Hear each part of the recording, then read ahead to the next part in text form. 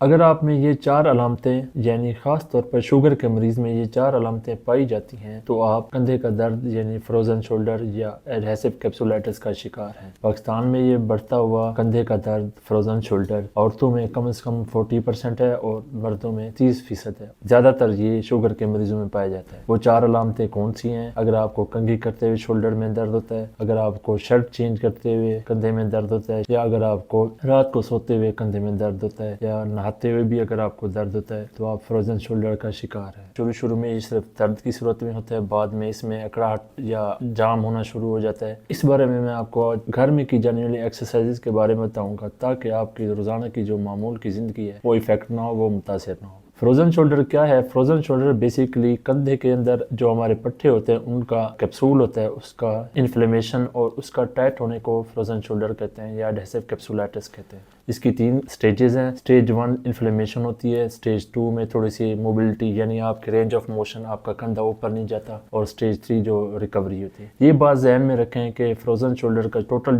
जो ड्यूरेशन है वो कम से कम 12 से 18 महीनों तक रहता है। उससे पहले भी हो सकता है ठीक, लेकिन बहुत कम लोगों में इसके चांसेस होते हैं। तो एक प्रॉपर ये ड्यूरेशन है, अगर हम इस ड्यूरेशन को एक सही तरीके से फॉलो करें तो ये इससे भी कम हो सकता है, यानी फिजियोथेरेपी और बाकी की चीज़ें। घर में की जाने वाली कुछ एक्सरसाइजेज के बारे में आपको बताता हूँ जो आप करके इसका दर्द कम कर सकते हैं, और वीडियो के आखिर में मैं आपको रात को सोने की ऐसी पोजीशन बताऊंगा जिससे आपका कंधे का दर्द, आपकी गर्दन का दर्द काफी हद तक कम हो सकते हैं और आप फ्रोजन शोल्डर से बच सकते हैं। तो सबसे पहले की जाने वाली जो एक्सरसाइज है जो आप घर में इजीली कर सकते हैं उससे ये है कि आप एक छोटा सा टॉवल ले सकते हैं या पेपर भी ले सकते हैं। दीवार के सामने खड़े होकर अपने हाथ पे रखना है और थोड़ा सा ऐसे स्लाइड करके ऊपर लेके जाना है। इसे फ्लेक्शन एक्सरसाइज कहते हैं। इससे आपके पट्टे की जो अकड़ाहटपन है वो कम हो जाता है। जहां भी आपको दर्द होना शुरू हो जाए वहां आपने रोक लेना है ताकि ये मजीद ज्यादा आपको इस तरह का दर्द ना हो। दूसरी एक्सरसाइज आपको बता दो उसी तरह की है, लेकिन इसमें आपने दीवार के सामने मुंह नहीं करना, आपने थोड़ा साइड पे होके दीवार के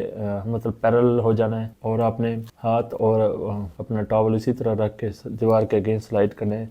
इसमें थोड़ा ये आप ध्यान में रखना कि अपनी बॉडी का जो वजन है आपने उसको आपने थोड़ा सा स्लाइड करके उसके ऊपर डाल के ऊपर लेके जाना और नीचे लेके आना है। ये 2 एक्सरसाइजेज हो गई। तीसरी एक्सरसाइज इस तरह है कि एक लंबा कपड़ा लेंगे आप, जो आपका इफेक्टेड शोल्डर है यानी जिस शोल्डर में आपको दर्द है वो आपका हाथ उसका नीचे होना चाहिए, दूसरा हाथ आपका, दूसरा एंड जो है ना आपके इस हाथ में होना चाहिए। तो ऐसे पीछे की तरफ आप अपने इस हाथ से ऊपर की तरफ उठाएंगे और ये नीचे वाला जो इफेक्टेड शोल्डर है वो वाला हाथ आपका ऊपर आना शुरू हो जाएगा, तो उसे कहते हैं इंटरनल रोटेशन। ये 3 एक्सरसाइज ऐसी एक्सरसाइज है जो आप इजीली अपने घर में कर सकते हैं और पट्टों के जो अकड़ाहटपन या जाम होना है उसे बेहतर हो सकता है, आपकी रूटीन, डेली की रूटीन बेहतर हो सकती है। तो आगे चलते हैं पेंडुलम एक्सरसाइज। वो ऐसी एक्सरसाइजेज हैं अगर आपने जो अपना नॉन इफेक्टेड साइड है जिसमें आपको दर्द नहीं है उससे आपने अपने स्टूल पर हाथ रख के उसे सहारा देना है। जिस हाथ में आपको दर्द है उस हाथ में आपने कम से कम 1 किलो या 1.5 लीटर तक की बोतल उठाकर नीचे सारा वजन झुकना इस दूसरे हाथ पे है, यानी आपको जिस हाथ में दर्द नहीं है। तो इस तरह करना है कि नीचे आपने चारों तरफ 360 के एंगल पे अपने हाथ को घुमाना है बोतल के साथ। उससे ये है कि आपके पट्टों की जो मूवमेंट है वो अच्छी रहेगी और उससे ब्लड फ्लो अच्छा आता है, तो इससे वापसी के चांसेस काफी ज्यादा हो जाते हैं। किसी भी शख्स को अगर फ्रोजन शोल्डर है या कंधे का दर्द है तो वो खास तौर पर नींद की कैसी पोजीशन सोए कि उसे और ज्यादा मजीद ये चीज ना हो और मजीद उससे सीवियरिटी से बच सके।